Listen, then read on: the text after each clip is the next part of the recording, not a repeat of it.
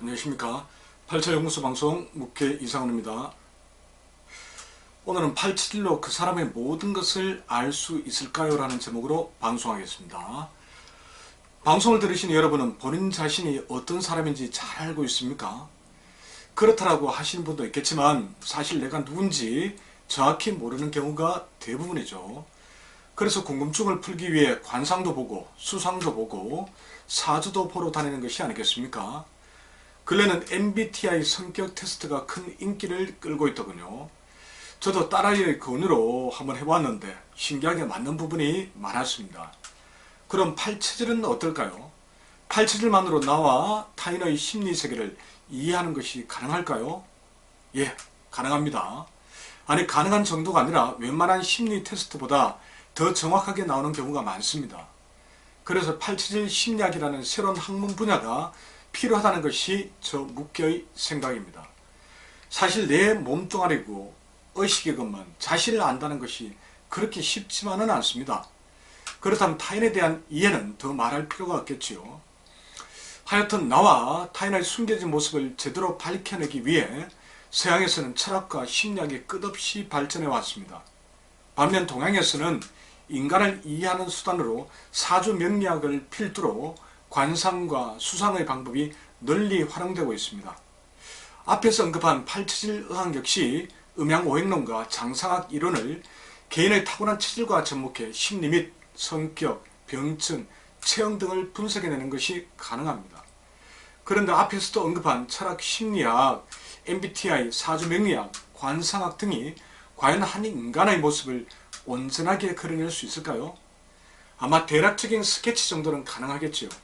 하지만 완전한 답을 기대한다면 그건 가당치도 않은 일입니다. 자, 이들 방법보다 오히려 더 유용하게 활용할 수 있다고 생각하는 팔체질 의학 역시 마찬가지입니다. 왜냐하면 인간은 한두 가지 이론이나 방법으로 완벽하게 분석해낼 수 있을 만큼 그렇게 간단한 존재가 아니기 때문입니다. 그리고 살아온 과정과 삶의 여건, 배움 및 마음가짐에 따라 성격과 심리와 건강 상태도 변화될 수 있다는 점도 고려해야 하고요. 그런데 많은 사람들이 팔체질 의학에 대해서만 너무 엄격한 잣대를 적용하는 경향이 있습니다. 심리학, MBTI, 사주명리학, 관상학, 수상학 등을 볼 때는 일부 내용만 일치해도 너무 신기해하면서 맞아를 연발합니다. 그런데 팔체질을 적용해 심리학, 병증과 체형을 분석할 때는 한두 가지만 달라도 의문과 의심의 눈빛으로 쳐다봅니다. 다른 어떤 분석 기법보다 상대적으로 일치되는 요소가 더 많음에도 불구하고 팔체질에서만큼은 100% 완벽함을 기대한다는 것이죠. 물론 이렇게 된 데는 기존 팔체질학계의 불완전한 이론과 체질 진단법에 기인한 까닭이 큽니다. 방문하는 한의원마다 진단이 다르게 나오니 어찌 팔체질을 쉽게 신뢰할 수 있겠습니까? 그러다 보니 오류가 많은 팔체질 이론과 진단법을 명쾌하게 수정 보완해서 적용하고 있는 저희 묵계 팔체질을 적용해서 상담할 때 역시 의문을 표시하는 경우가 많습니다. 물론 팔체질은 앞에서 언급한 그 어떤 방법보다 내면 심리 파악은 물론 건강과 체형까지 분석해낼 수 있는 매우 놀랍고도 유용한 방법이기는 합니다. 사주명리학이나 관상, 수상학으로 가능하지 않는 수많은 요소를 그려낼 수도 있고요. 하지만 다른 학문이 그러하듯 팔체질 역시 한 인간의 모습을 완벽하게 그려낼 수는 없습니다. 8개 체질 중에서 한 가지에 속하면 모든 사람의 특징이 똑같을 것이라고 기대하는 자체가 애초부터 무리입니다. 그렇다면 열린 마음으로 팔체질을 바라봐야겠죠.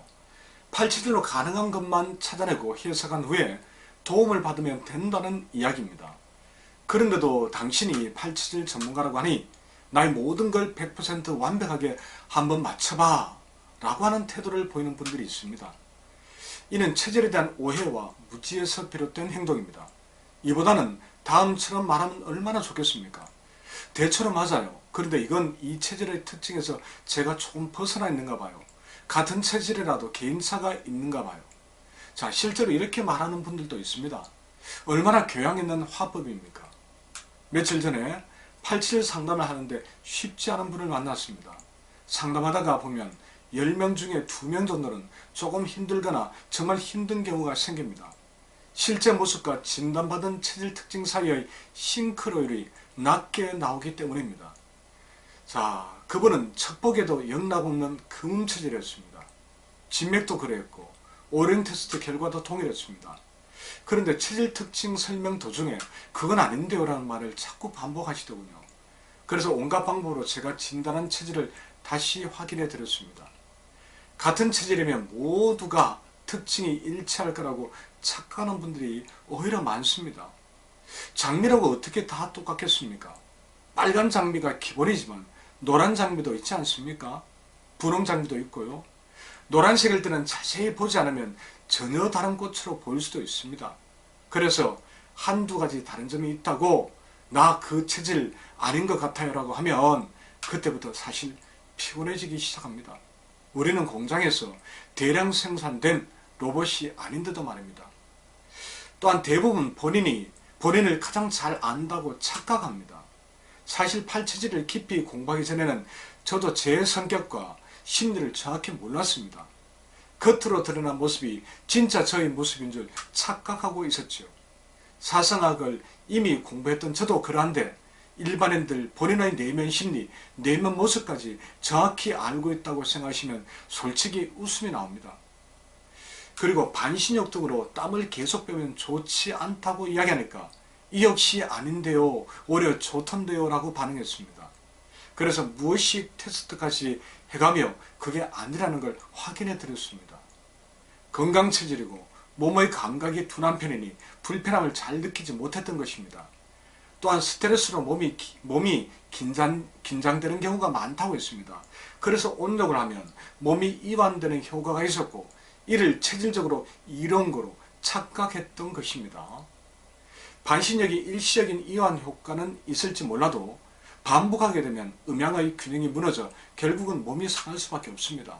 그래서 근래 건강 상태가 안 좋아진 것이겠지요.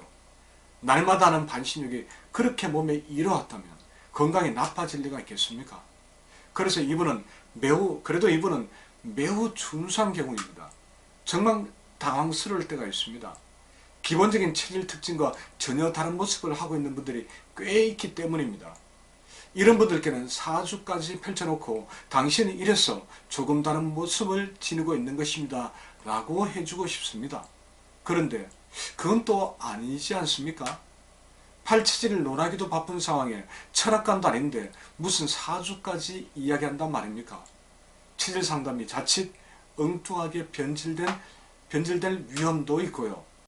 한 번은 연구소로 상담을 와서 2시간씩이나 온갖 의문과 질문 공세를 퍼부었던 분이 있습니다. 너무 진이 바쁘고 진이 빠지고 다른 일정도 잡혀있어 도저히 안 되겠다는 생각에 중간에 몇 번 말을 잘랐습니다. 그랬더니 소장님은 과거 교사였다고 하던데 학생 상담할 때도 그렇게 상대방의 말을 끊고 빨리 끝내려고 하시나요? 라고 나오더군요. 뭐라고 말을 해야 하는데 너무 황당해서 말문이 꽉 막혔습니다. 최근 상담을 받으신 분의 또 다른 경우도 있었습니다. 키가 아주 큰 편이긴 하지만 몸무게가 한때 90kg까지 나간 적이 있고 어릴 때부터 살이 잘 쪘다고 합니다. 이것만 본다면 고민할 것도 없이 무조건 열태양인 금양체질, 열태우인 모금체질, 열소양인 토음체질로 좁혀 생각할 수 있습니다. 그런데 너무 뜻밖에도 소화기능이 약하고 마른 사람이 훨씬 많은 한태양인 금음체질이었습니다. 상식적으로는 말이 안 됩니다. 그런데 체형만 빼고는 비위, 즉 소화기능이 약한 모든 특징이 확인되었습니다. 체질 지맥과 오령 테스트 결과도 마찬가지고요. 그런데 이분은 다른 분들과 달리 제 설명에 쉽게 동의해 주었습니다. 그런 현명하고 수용적인 태도가 많이 고맙더군요. 아마 이분의 살이 잘 찌는 예외적인 상황은 사주 때문이 아닐까라고 혼자 추측해 보았습니다. 그렇다면 체형만으로, 성격만으로, 병증만으로 체질을 진단하거나 확신하는 것은 대단히 위험하지 않겠습니까? 달리 말하면 체형과 성격과 병증에서 진단받는 체질과 일부 다른 점이 확인되어도 당황할 필요 없이 예외적인 경우로 생각하면 될 것이고요. 자, 결론은 방송 제목처럼 8체질만으로 그 사람의 모든 개인적 특징을 완벽하게 설명할 수 없다는 것입니다. 그래서 설명이 불가능한 예외적인 상황을 반드시 염두에 두고 있어야 합니다. 상담자 역시 당연히 이를 받아들여야 하고요. 자, 이처럼 8체질 진단은 변수가 많습니다. 그래서 체질 진단하는 사람과 진단받는 사람 모두 몇 가지 특징만 갖고 함부로 체질을 추정해서는 안 됩니다. 사람을 온전하게 이해하는 것이 어찌 한두 가지 의학이나 학문으로 무자르듯이 그렇게 쉽게 될 수 있겠습니까? 어떻습니까? 방송이 많이 좀 지루하셨지요? 하지만 8체질에 대한 기본 이해와 기초를 다지는데 도움이 될 것 같아서 재미없지만 영상을 한번 만들어 봤습니다. 다음에 좀 더 흥미있는 주제로 이야기를 만들어 보도록 하겠습니다. 고맙습니다.